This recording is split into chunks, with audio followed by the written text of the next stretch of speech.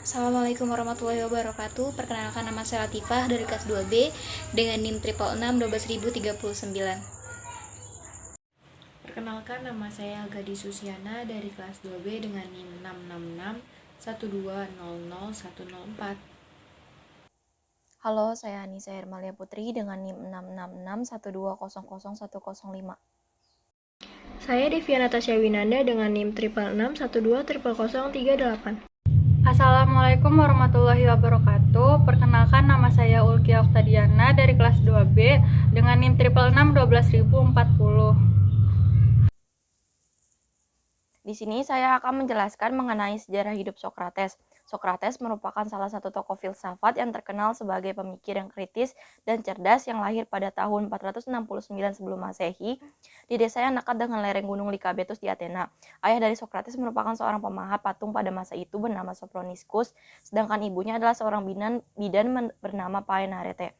Awal mula Sokrates mempelajari ilmu filsafat adalah pada saat itu bekerja dengan ayahnya dalam membuat karya seni pembuatan patung dan bangunan. Kemudian ayahnya menyuruh Sokrates untuk belajar kepada Archelaus yang merupakan seorang filosof sekolah Lonia.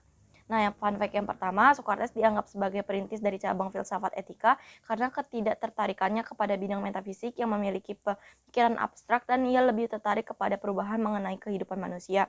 Perhatian kepada filsafat etika ini menyebabkan terlibat konflik dengan para pejabat di Athena. Ia dituduh telah memberikan hasutan kepada para pemuda di sana mengenai ide revolusioner yang dirasa dapat melawan ortodoksi. Ortodoksi merupakan doktrin dalam kehidupan beragama pada abad kuno. Pemikiran Sokrates terhadap pendiriannya sangat dipengaruhi oleh para filsuf pada zaman sebelum Sokrates memulai pembelajarannya akan filsafat yang bisa dibilang hebat. Ia pernah bertemu dengan Parmenides yang mengatakan bahwa dunia ini tidak lebih hanyalah ilusi yang memberikan dampak yang buruk bagi pemikiran Sokrates dan muridnya Plato. Sikapnya yang anti akan keilmuan menjadikan beberapa ilmuwan pada masa itu, yaitu masa Yunani kuno, lebih memilih untuk tidak mempelajari filsafat. Fun fact yang kedua, Sokrates tidak meninggalkan bahan ajar apapun atas pemikiran-pemikirannya, tetapi kita bisa memahami pemikirannya dari karya-karya muridnya, yaitu dari karya Plato dan Aristoteles. Perjalanan Sokrates dalam menyebarkan filsafat bertepatan dengan para kaum sofis. Namun Sokrates tidak setuju dengan apa yang diajarkan kaum sofis. Ia selalu menentangnya dalam berbagai kesempatan. Sokrates menilai secara objektif apa saja yang baik dan membelanya. Dalam perjalanannya menyebarkan filsafat, Sokrates memulainya dari sebuah pasar di kota Athena yaitu Agora. Ia menyebarkan filsafat dengan bercakap-cakap atau berdialektika dengan orang-orang yang ada di pasar tersebut. Fun fact yang ketiga, dalam menjabarkan filsafat di sebuah pasar di salah satu kota di Athena yaitu Agora, tempat yang paling disukainya dalam berdialektika dengan orang-orang yang ada di sana adalah sebuah selasar yang bernama Stoa Zeus Eleutherios yang dijadikan sebagai tempat untuk menjual barang dagangan para penjual di sana. Dalam perjalanan hidupnya, Sokrates ia jarang berbicara tentang kepercayaan terhadap para dewa, namun ia mempercayai akan adanya dewa yang berada dalam suatu wujud tertentu. Ia mencari alasan dengan mengatakan orang-orang mempercayai adanya dewa. Dalam pembelajaran filsafat, Sokrates berdiskusi dengan muridnya agar mereka memahami pengertian dalam suatu persoalan. Namun tidak semuanya menggunakan metode yang analitis karena kurang efektifnya cara tersebut apabila diterapkan kepada murid yang banyak. Sokrates dari kecil hingga dewasa tumbuh dan berkembang pada zaman Perikles, pada saat Athena dianggap sebagai negara kota atau negara yang memiliki kedaulatan yang paling kuat dan beradab di Yunani. Sokrates muncul dengan pemikiran filsafatnya pada saat adanya demokrasi yang berkembang dan adanya penyatuan antara pemikiran ilmiah dengan matematika terapan dalam membentuk entitas yang lebih kuat. Zaman Perikles berakhir karena terjadinya perang Peloponnesia di tahun 431 sebelum Masehi karena adanya pergolakan politik antara negara demokrasi Athena dan negara Sparta yang militeristik. Perang Peloponnesia terjadi mulai tahun 431 sampai 404 sebelum Masehi. Dalam memenuhi tugasnya sebagai prajurit penduduk, Sokrates mengikuti perang Peloponnesia. Hal ini mempengaruhi pemikiran filsafat Sokrates yang terlihat masuk akal terbentuk dalam lingkungan yang tidak jujur dan selalu berubah. Di umur Sokrates yang memasuki usia 50 tahun, ia menikah dengan seorang perempuan pemarah bernama Xanthippe. Xanthippe merupakan satu-satunya perempuan yang mampu berdebat dengan Sokrates.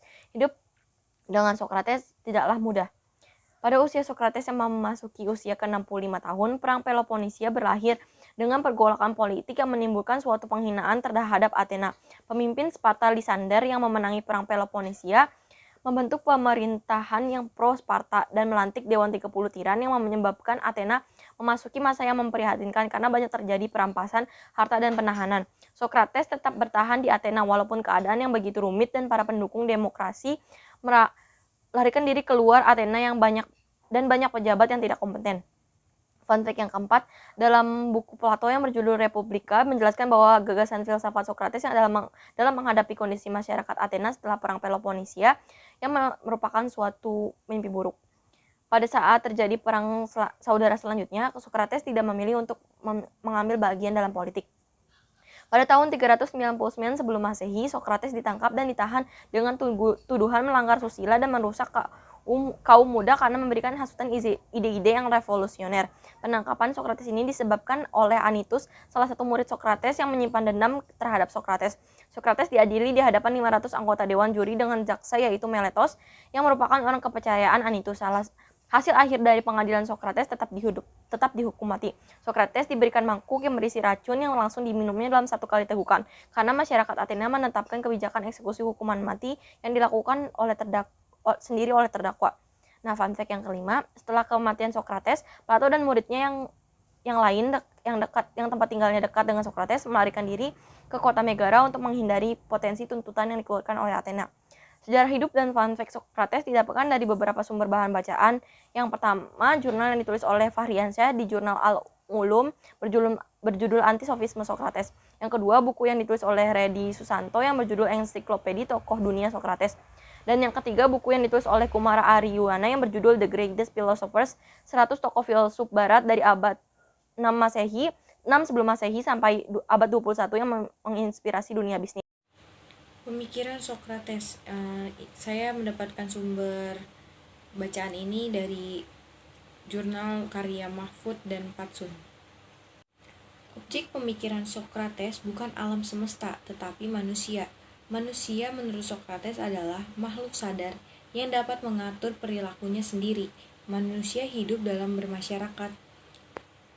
Menurut Sokrates, berbuat baik adalah satu-satunya kebahagiaan hidup manusia.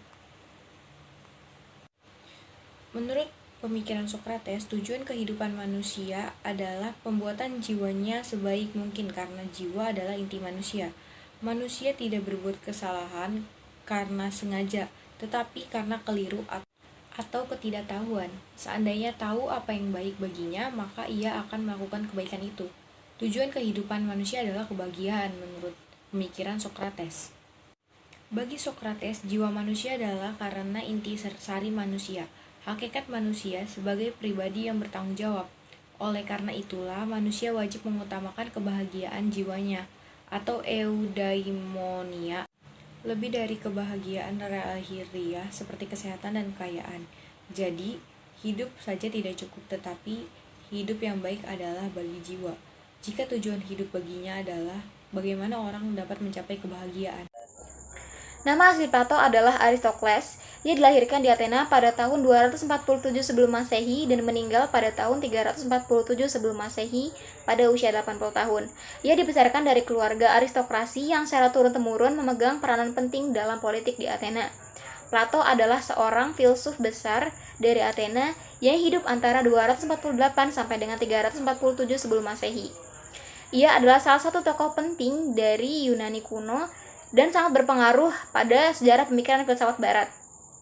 Ia adalah murid dari Sokrates dan guru dari Aristoteles, atau bisa dibilang ia berguru pada orang-orang besar dan menjadi guru dari orang besar.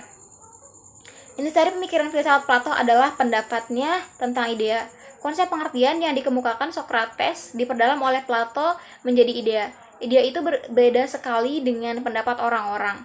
Berlakunya idea itu tidak bergantung kepada pandangan dan pendapat orang banyak. Idea timbul semata-mata dari kecerdasan berpikir. Pengertian yang dicari dengan pikiran adalah idea. Idea adalah hakikatnya sudah ada. Lewat hasil tulisannya yang cukup banyak dan yang ditulis dalam bentuk dialog dengan gaya bahasa yang sangat indah dan menawan hati, Plato bukan hanya terkenal sebagai filsuf yang agung, melainkan sebagai sastrawan yang mengagumkan. Semua karya tulisan Plato yang diwariskannya kepada kita masih cukup lengkap dan dalam kondisi yang baik. Buku karangannya terutama terdapat di dalam 3 bukunya yang terkenal, yaitu Republik, Politicus, dan The Laws. Pemikiran Plato tentang idea adalah realitas yang sebenarnya dapat dikenali oleh panca indera apabila dari segala sesuatu yang ada. Baginya, kehidupan semua ini merupakan bayangan dari dunia idea. Dunia lahir dari dunia pengalaman yang selalu berubah-ubah dan berwarna-warni. Bayangan pada hakikatnya hanyalah tiruan dari yang asli, yaitu idea. Fakta menarik dari Plato. Plato sebagai nama samaran diperkuat dengan alasan karena dalam bahasa Yunani, Plato artinya adalah seorang yang mempunyai tubuh besar dan kuat, dan itu merupakan gambaran dari tubuh Plato. Riwayat hidup Aristoteles dan pemikiran-pemikiran Aristoteles diambil dari salah satu jurnal yang berjudul Mengenal Filsafat antara Metode Praktik dan Pemikiran Sokrates, Plato, dan Aristoteles yang ditulis oleh Mahfud dan Patsun dari STAI Hasan Jufri Bawean.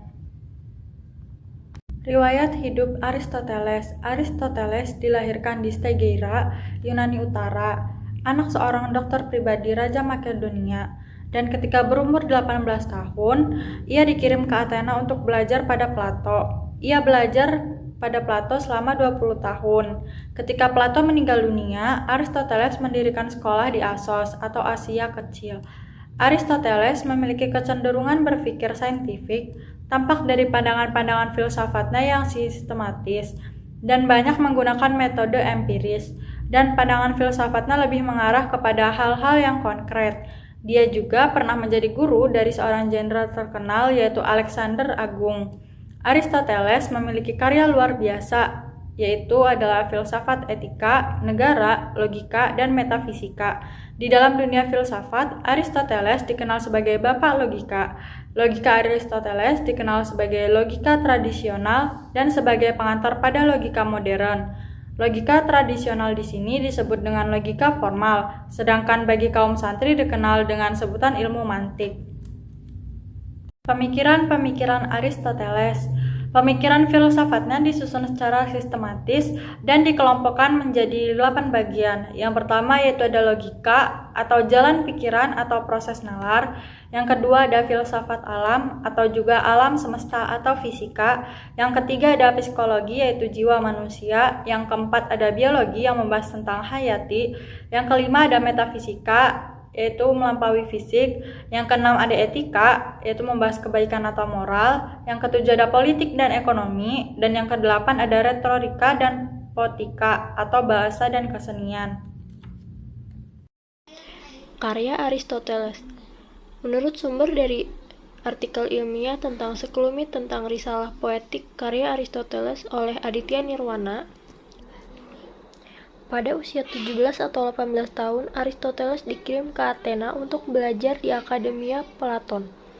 20 tahun Aristoteles belajar di Akademia Platon.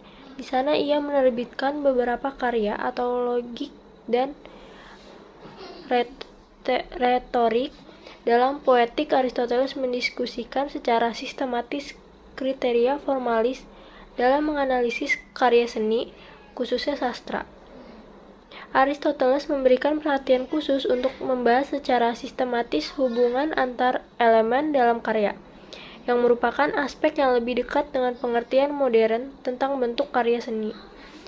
Namun kecenderungan formalis Aristoteles hendaknya disikapi sebagai gejala, karena memang tidak sepenuhnya formalistik sebagaimana dalam pengertian modern, dan kita akan melihat itu dalam poetik. Dalam bagian pertama poetik, di awal paragraf dan di awal kalimatnya, Aristoteles telah menyatakan bahwa ia akan memperlakukan puisi dalam dirinya sendiri, atau poetry in itself, mencatat kualitas-kualitas penting, menyelidiki struktur plot, mengetahui sifat-sifat tiap bagian-bagian atau elemen di mana sebuah puisi disusun. Di bagian awal ini, Aristoteles nampak sudah menunjukkan kecenderungannya terhadap formalisme.